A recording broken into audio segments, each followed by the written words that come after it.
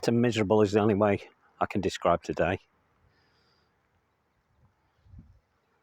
As I'm recording this, it's raining, and stupidly, I'm out here doing a video. But I'm bored.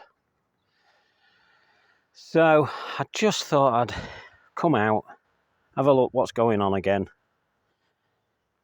and see if I can talk a little bit more about a particular subject. And today's subject I've chosen is this one here.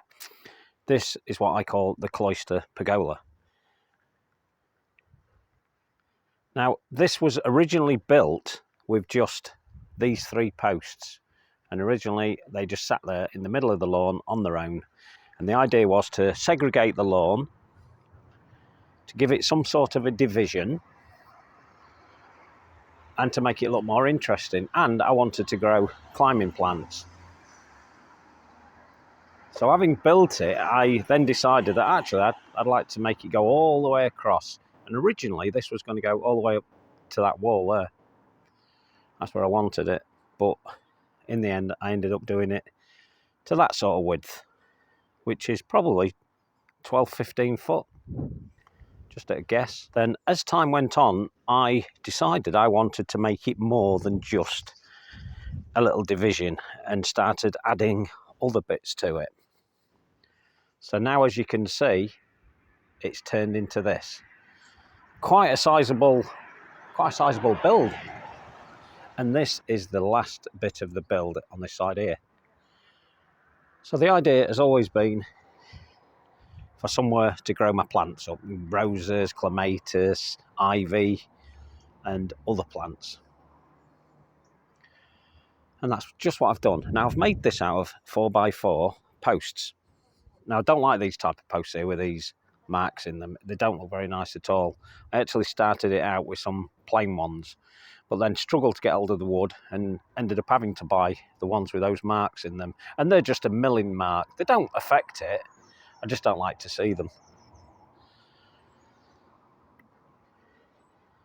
So at this current time, I would like to say that I've finished this now, this area, but I don't think I have really. I think there's some other changes I could end up making. I don't know yet. A lot of it's been the planting that I've been changing. And one of the things that's always been in here is this here, this sheep bale feeder. And I've always kept that there, never moved it. I thought it just suited really. And that's got this lovely Jackie Monte silver birch in here. So Betula.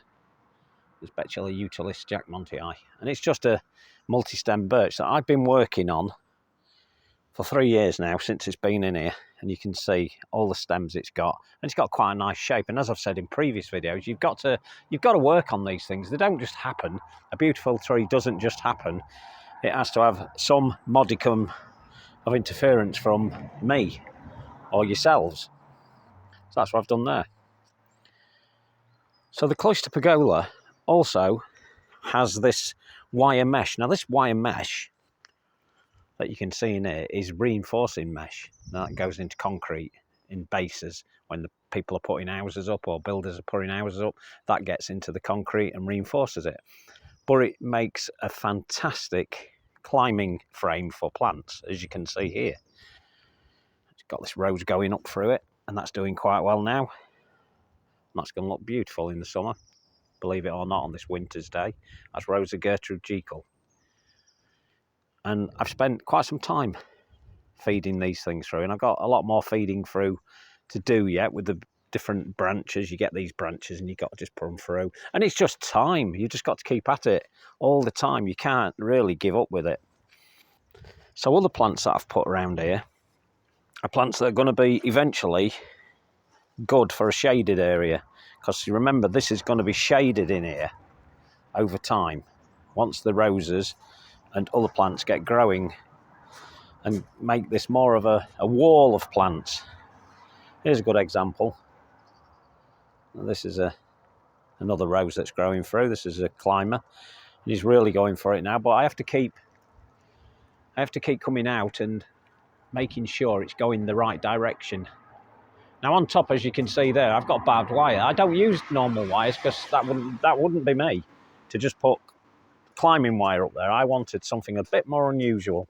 So I've put barbed wire up there, and a really thin type of barbed wire that you can buy from any farm supplier. Easy to get hold of, and I've simply tacked it to the top. But what I've also done is put these little fairy lights up there. So at night time, this all lights up like a net curtain.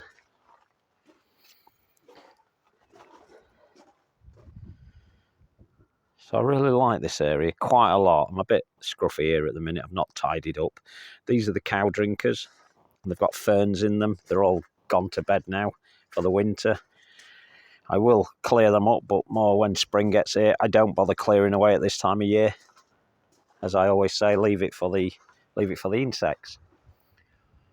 Now this gap you can see here, this was just originally left for interest. So when you stood on the wall at the back there, you can just look at it, and it's literally just for interest. And here's another section of it that you look through to. And basically when you look through the two, you get a view through to the birch, the silver birch here. That's part of the reason, but not the only reason. So I'm hoping that most of the posts I'll be able to clove with different types of climbers. This one's a rose, and we're going to cover it up. It'll only get so high, this particular rose. It should reach the top of that though without a problem, and over time it'll thicken up and produce some lovely flowers. It seems to be quite evergreen, this one actually. It's semi-evergreen really. It's lost some of its leaves, and I suspect it'll lose a lot more of the leaves once winter really does bite. It looks beautiful, that. I really like looking at things like that. People don't take enough time to just admire what they've got, and wintertime people just don't want to come out. But you really should get out in the winter and just observe what's going on. It's really interesting. Now on the back there, I've put what I call the polo, and that's a recline window that was given to myself, and I decided I wanted to put it into there as a point of interest. So once the roses totally clothe this area, all you'll see is this. So the circular window is there so that you can view through it. So those roses, as you can see the leaves of them. They will totally clothe all this area over time. It's going to take some time. It could be another 3 or 4 years before that actually clothes it to a degree where I'll be quite happy with it. But then you'll be forced to look through the window, and then you get an altogether different view of the garden from that side and round the other side as well. So that's a nice side to it. Now the reason I've put these in, and these are just reclaimed bits of wood, the reason they're there is just for interest at this point in time. And although I've got the same wire mesh at the back of that, I just wanted it to look a little bit more interesting. So I put those in because it does take time.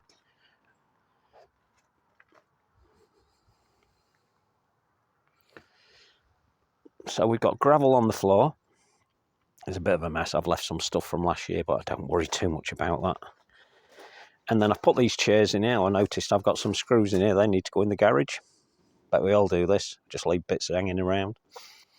And these chairs are here so that once this area does get fully clothed in climbers and makes it a little bit more darker, you can sit in here. And it's just a seating area, just an extra seating area. That's all it is. So I've got some grasses growing here. I'm not sure at the minute if I'm 100% happy with what I've got in here. I'm happy with the miscanthus there, and that's a Yakushima dwarf, and it's a miscanthus obviously, and it's okay. And there's another miscanthus here, and that's cabaret. That won't flower, but will make a big clump. But I'm thinking I've recently bought another pampas grass, and I might put it there, because this particular pampas grass I bought, it's called Avita, and it makes a quite small clump, 5 by 5 foot admittedly, so it'll fill all that area in completely on its own. But it will produce flowers that go through autumn, into winter and back into spring before we'll need to cut them back. And if I do that, if I do put that one there, then I'm going to have to just move this miscanthus either slightly to the right, or I could simply leave it where it is. It could look interesting and see what happens. But this will clump up bigger and bigger, so I'm probably gonna ruin the form of it. I've got ferns in here as well. A couple of ferns. I've got some The geraniums back there. And then I've got this hydrangea, which is an Aspera type, and one called Sargentiana. And looking at it, I think that one also may have to go to the right, just to allow more space. And it's times like this that I get out and I can really assess what I've got going on. And there's not a lot of growth, so we can see whether things do need adjusting and do need moving. And if they do need moving, I will move them. I will have no hesitation to do that. I can also look at how these roses are doing as well. So some of these will be cut back because they will get too tall. I could fold them over to the side and make them run down the woodwork, but I don't think long term that'll work. I'll probably be better off just trimming them back, and that will encourage more flowers down the stalk itself, or down the main trunks, the branches that you can see there. I've started introducing them across here, which I think is quite interesting. Whether they'll look good long term across here, I don't know, but they're doing all right at the minute. I think this one's going to need a little bit of moving. I think that's probably not going to work long term, but I have to be careful because when we move things we can snap them very easily. And I'll pull this through just to show what we can do. So we can drop that in again, feed it into a different section to make it look more interesting. And there's quite a bit of work to do there, but over time we will achieve that. Now the entrance has changed over the time I've been doing it. It's now this raised area, which I did at the back end in September, and we've grassed it, and it just needs time now to thicken out. And it's got quite a lot. It sits next to the wildlife dip pools. And what I've done also is I've made this more interesting. So we've got a box edge there. So that's Buxus sempervirens, the dwarf box. And I've made it go round that sort of half moon shape, which is really interesting actually. And it kind of gives this area a little bit more meaning for me anyway. I like that. And then we've got grasses and other perennials in there. And next year that should start coming into its own. I will continually clip this as well, this box edge. This will be clipped over time, and I do tend to give them like a pyramidal shape, which is quite interesting. So it's got quite a few sides to it, obviously. The pergola itself, this side here we view from the house, and then we have the elder back there on the left. That will grow and sort of disguise some of it, and I've put it up all on my own with no assistance really, just a little bit now and again when I've not been able to hold 2 posts. But apart from that, it's pretty much been done myself. So I've created this little area here just as a point of interest to take you up to the path that I put in at the back end of last year, which is this quarry tile path, and it's looking very interesting now. That looks great. I love it, especially today because it's got wet. I have to be careful on days like today. If you're in the wrong footwear, you can quite easily slip. But when we look back on it, we get that look. And that looks really nice. And it's doing just what I wanted it to do at this section. It's very interesting indeed.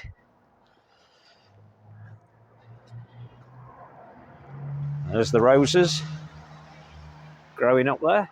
That's quite a nice rose. And that's going to cover all that. I've got another rose here, another climbing rose here. And it'll cover all that. And over time, this will be a complete mass of leaves. And it's going to look really interesting. And then the polo will be the only view through. So you'll be able to see straight through there and look at the garden through here and into the pergola itself. It's quite interesting. Everything I build, I give a name to.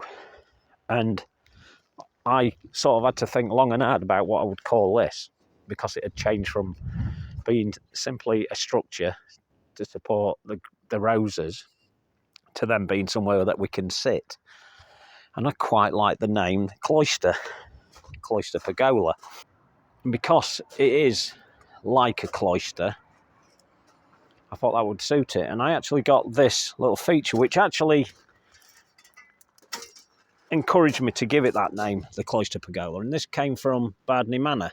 I was gifted it from Sam at Bardney Manor, and I really like that. It's just a little planting thing. It's only a concrete one. It's nothing ancient, but it's from Bardney Manor with a kind of a churchy feel to it. So that helped with the name, the Cloister Pergola. Another reason, not the only reason.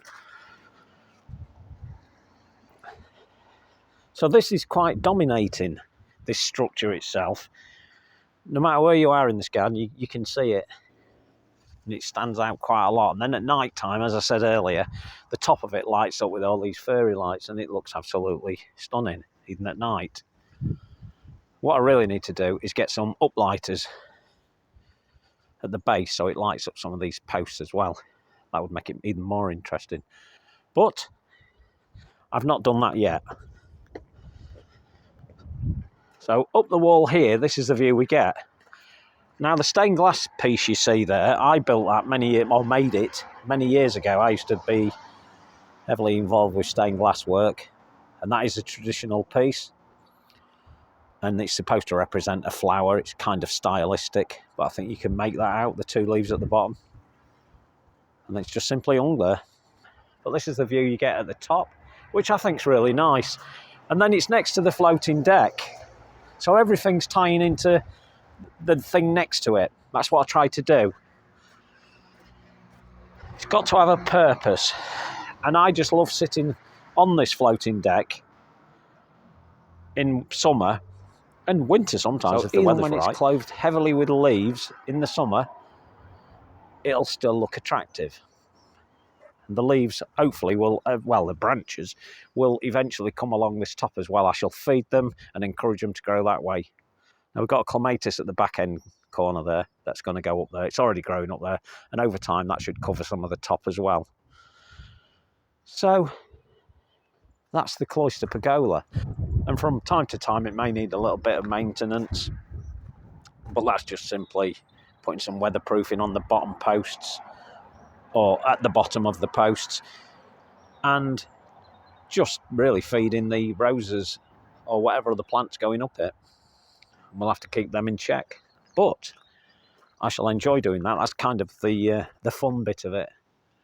And as you can see from this section here, that looks really interesting, even on a rainy day. And as I'm recording this, as you can see, it is raining, but it still looks great. So there you go, a little bit about the history of the Cloister Pergola. 3 years in.